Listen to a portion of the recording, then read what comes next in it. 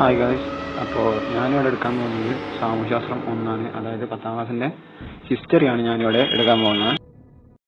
അപ്പോൾ ഇതിലെ ആദ്യത്തെ ചാപ്റ്ററാണ് മാനവികത. മാനവികത എന്ന് വെച്ചാൽ എന്താ? അതായത് ഒരു മനുഷ്യനോട് തോന്നുന്ന കരുണ, അതായത് മനുഷ്യത്വം, ഇതൊക്കെ ചേർന്നിട്ടാണ് മാനവികത എന്ന് പറഞ്ഞത്. അപ്പം നമുക്ക് ചാപ്റ്ററിലേക്ക് പോവാം.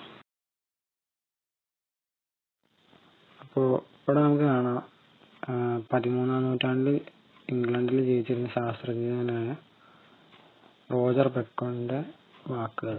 അതെന്തെന്ന് നമുക്ക് നോക്കാം. അറിവിന്റെ നിരാസം നന്മയുടെ നിരാസം തന്നെയാണ്.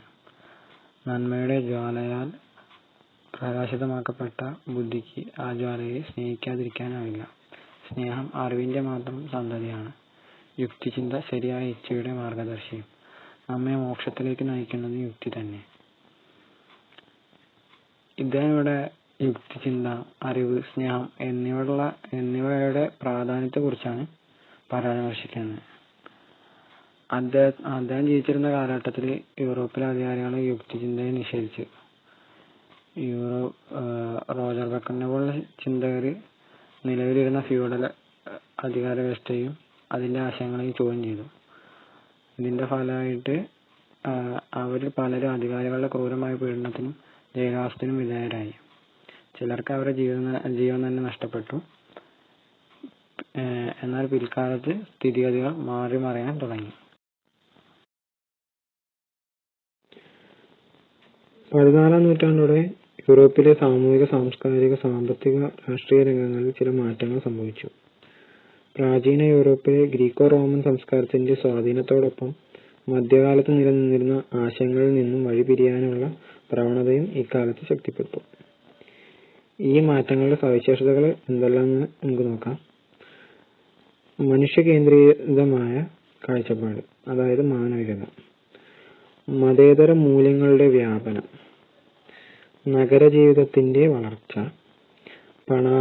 പണാധിഷ്ഠിത സമ്പദ്ഘടന. കച്ചവടത്തിന്റെ പുരോഗതി. പ്രാദേശിക ഭാഷകൾക്ക് ലഭിച്ച പ്രാധാന്യം. ദേശരാഷ്ട്രങ്ങളുടെ വളർച്ച. വ്യക്തി സ്വാതന്ത്ര്യം. കല, ശാസ്ത്ര രംഗങ്ങളിലുണ്ടായ മാറ്റങ്ങൾ. യുക്തിചിന്ത. ഇതൊക്കെയാണ് സവിശേഷതകൾ. പ്രാചീന റോമൻ സംസ്കാരത്തിന്റെ ഭാഗമായിരുന്ന ഇറ്റലിയിലായിരുന്നു ഈ മാറ്റങ്ങൾ കൂടുതൽ പ്രകടമായത്. ഇറ്റലിയിൽ ആവിർഭവിച്ച ഈ മാറ്റങ്ങൾക്ക് ചരിത്രകാരന്മാര് നവോത്ഥാനം എന്ന പേര് നൽകി. മധ്യകാലത്തെ ഫ്യൂഡൽ വ്യവസ്ഥയിൽ നിന്നും ആധുനിക കാലഘട്ടത്തിലേക്കുള്ള മാറ്റത്തിന്റെ കാലമായി നവോത്ഥാനം ചരിത്രത്തിൽ ഇടം നേടി. നവോത്ഥാനം എന്തുകൊണ്ട് ഇറ്റലിയിൽ? ഇവിടെ നമുക്ക് ഇറ്റലിയുടെ ഭൂപടം കാണാം. മധ്യകാല ഇറ്റലിയിൽ നിലനിന്നിരുന്ന നഗരങ്ങളാണ് അവിടെ കാണാനുള്ളത്. നമുക്ക് നോക്കാം ഏതൊക്കെ നഗരങ്ങളാണ് ഉണ്ടായിരുന്നത്. Milan, Genoa, Parma, Pisa, Florence, Bologna, Venice, Rome, Naples. ഇതൊക്കെയാണ് മധ്യകാല ഇറ്റലിയിൽ നിലനിന്നിരുന്ന നഗരങ്ങൾ. ഇറ്റലിയിലെ നഗരങ്ങൾ യൂറോപ്പിലെ മറ്റു നഗരങ്ങളിൽ നിന്നും വ്യത്യസ്തമായിരുന്നു. രണ്ട് കാരണങ്ങളുണ്ട്. ഒന്ന്, അവ കൂടുതൽ സ്വതന്ത്രവും സമ്പന്നവും ഊർജ്ജസ്വലവുമായിരുന്നു.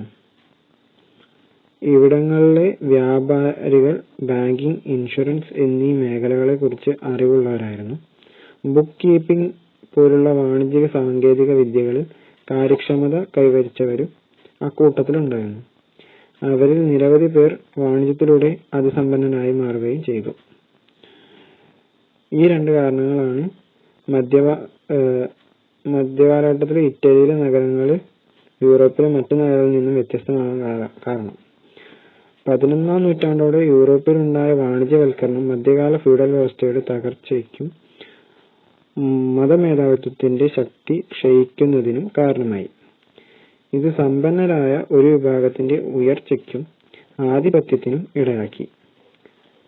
വാണിജ്യ പുരോഗതിയുടെ ഫലമായി ഇറ്റലിയിൽ നിരവധി സമ്പന്ന കുടുംബങ്ങൾ ഉയർന്നുവന്നു. ഇവർ രാഷ്ട്രീയാധികാരത്തിന്റെ ഒരു പങ്ക് ആവശ്യപ്പെട്ടു. അപ്പോൾ മധ്യകാല ഇറ്റലിയിൽ ചില കുടുംബങ്ങൾ വളർന്നു വന്നു പറയുന്നുണ്ട്. അതായത് സമ്പന്ന കുടുംബങ്ങൾ വളർന്നു വന്നു പറയുന്നുണ്ട്. ഇവിടെ നമുക്ക് സ്ക്രീനിലൊരു ടേബിൾ ആണ്. അതില് ഒന്നില് ഇറ്റാലിയൻ കുടുംബങ്ങൾ, അതായത് അന്ന് വളർന്നു വന്ന സമ്പന്ന കുടുംബങ്ങളും ഒരു സൈഡില് അവര് വളർന്നു വന്ന നഗരങ്ങളാണ്. അപ്പം ആദ്യത്തെ കുടുംബം മെഡിച്ചി, അവര് ഫ്ലോറൻസിലാണ് ഉണ്ടായിരുന്നത്. സ്ഫോർസ, അവര് മിലാനിലാണ് ഉണ്ടായിരുന്നത്. ഫർണീസി പാർമയിലാണ് ഉണ്ടായിരുന്നത്. ഓർസീനി നേപ്പിൾസിലാണ് ഉണ്ടായിരുന്നത്. വിസ്കോന്തി മിലാനിലാണ് അവരുണ്ടായിരുന്നത്. അപ്പൊ മധ്യകാല ഇറ്റലി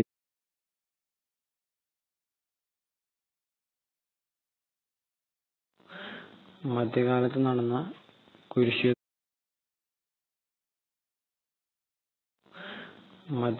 നടന്ന കുരിശുയുദ്ധങ്ങള് കിഴക്കും പടിഞ്ഞാറും തമ്മിലുള്ള സാംസ്കാരിക വിനിമയത്തിന് വഴിതെളിച്ചു. അതായത് കുരിശുയുദ്ധങ്ങൾ എന്താണെന്ന് നമുക്ക് ആദ്യം നോക്കാം. വിശുദ്ധ നാടായി കരുതപ്പെടുന്ന ജെറുസലേമിനായി ഇസ്ലാം മതവിശ്വാസികളും ക്രൈസ്തവരും തമ്മിൽ നടന്ന യുദ്ധങ്ങളാണ് കുരിശുയുദ്ധങ്ങൾ. ഏഷ്യയുടെയും യൂറോപ്പിന്റെയും രാഷ്ട്രീയ, സാമൂഹിക, സാമ്പത്തിക ജീവിതത്തിൽ ഇത് നിർണായക സ്വാധീനം ചെലുത്തി. CE 11-ാം നൂറ്റാണ്ട് മുതൽ 13-ാം നൂറ്റാണ്ട് വരെയാണ് കുരിശുയുദ്ധങ്ങൾ നടന്ന കാലഘട്ടം. അപ്പോ ഈ കാലഘട്ടത്തില് കിഴക്കും പടിഞ്ഞാറും തമ്മിലുള്ള സാംസ്കാരിക വിനിമയത്തിന് വഴിതെളിച്ചു എന്നാണ് പറയുന്നത്. അപ്പോ കിഴക്കൻ ലോകത്ത് സംസ്കാരങ്ങള്, നഗരങ്ങൾ, അവിടങ്ങളുടെ ജനജീവിതമൊക്കെ ആയിട്ട് ഇറ്റാലിയൻ നഗരങ്ങള് പരിചയത്തിലായി. അപ്പോൾ ഇത് കാരണം കൊണ്ട് ഇറ്റാലിയൻ നഗരങ്ങളുടെ വളർച്ചയ്ക്ക് വേഗത കൂടി. ഇസ്ലാമിക സാമ്രാജ്യം, ബെസന്റൈൻ, അതായത് കിഴക്കൻ റോമൻ സാമ്രാജ്യം എന്നിവയായിട്ട് സ്ഥാപിച്ച വാണിജ്യ ബന്ധത്തിലൂടെ വൻതോതിൽ സമ്പത്ത് ഇറ്റാലിയൻ നഗരങ്ങളിലേക്ക് ഒഴുകി. അതായത് ഇവര് തമ്മിൽ സ്ഥാപിച്ച ഈ രണ്ട് സാമ്രാജ്യങ്ങൾ തമ്മിൽ സ്ഥാപിച്ച വാണിജ്യ ബന്ധത്തിലൂടെ വൻതോതിൽ സമ്പത്ത് ഇറ്റലിയിലേക്ക് ഒഴുകി. കുറെ കാലങ്ങൾ കഴിഞ്ഞപ്പോൾ മെഡിറ്ററേനിയൻ പ്രദേശം കേന്ദ്രീകരിച്ച് നിലനിന്നിരുന്ന കിഴക്കും പടിഞ്ഞാറും തമ്മിലുള്ള വാണിജ്യം അതിന്റെ കുത്തക ആരുടെ കയ്യിലാണ്? ഇറ്റാലിയൻ നഗരങ്ങളിലെ കച്ചവടക്കാരുടെ നിയന്ത്രണത്തിലായി.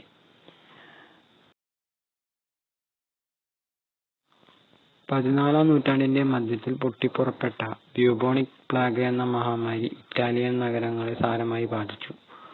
ബ്ലാക്ക് ഡെത്ത് എന്നറിയപ്പെടുന്ന ഈ ദുരന്തത്തിൽ വൻതോതിൽ ജനങ്ങൾ മരണപ്പെട്ട് തൊഴിലാളികളുടെ ലഭ്യതയിൽ കുറവുണ്ടാക്കി. അതായത് ബ്ലാക്ക് ഡെത്ത് കാരണം കൊണ്ട് കുറെ ജനങ്ങൾ മരണപ്പെട്ടു. അതുകൊണ്ട് തന്നെ തൊഴിലാളികളുടെ ലഭ്യതയിൽ കുറവുണ്ടാക്കി. നമുക്ക് ബ്ലാക്ക് ഡെത്ത് എന്താണെന്ന് നോക്കിയേക്കാം. ബ്ലാക്ക് ഡെത്ത് എന്ന് പറഞ്ഞാൽ 1347-ന്റെയും 1351-ന്റെ ഇടയിൽ 1341-ന്റെയും 1351-ന്റെയും ഇടയിൽ ഉണ്ടായിരുന്ന ഒരു മഹാമാരിയാണ്. അതായത് ബ്ലാക്ക് ഡെത്ത്